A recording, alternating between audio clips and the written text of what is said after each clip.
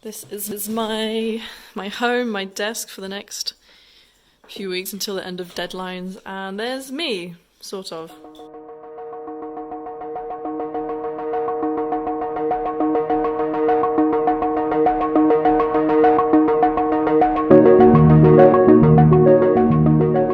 Hello, I'm Harriet Davey. I'm a CGI 3D designer and also graphic designer. I think Helsinki Fashion Week was going to be digital this year anyway, but because of coronavirus, then all the other fashion weeks have decided to also go fully virtual and digital. This is Whole, my alter ego. Kind of looks like me, I don't know. I based her loosely off my features, at least she's got the same mullet.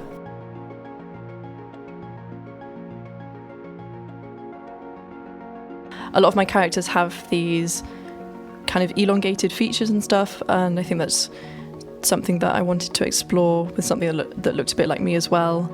It's kind of like Sims on steroids, so I went in and kind of tweaked the eyes and the nose and the jawline and stuff.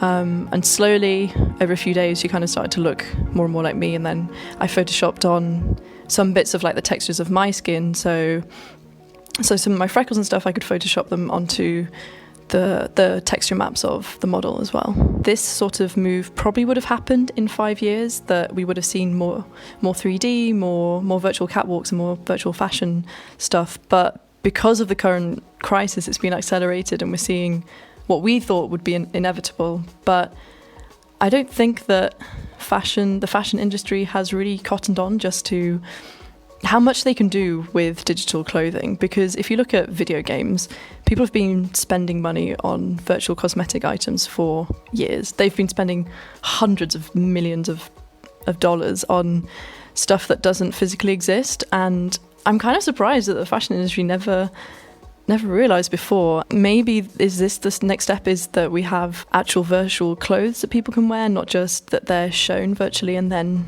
purchased physically, but maybe we'll have stuff that is created digitally, purchased digitally, and then worn digitally as well. I'm part of DigiGal, which is a collective of women, trans and non-binary people who all make 3D art.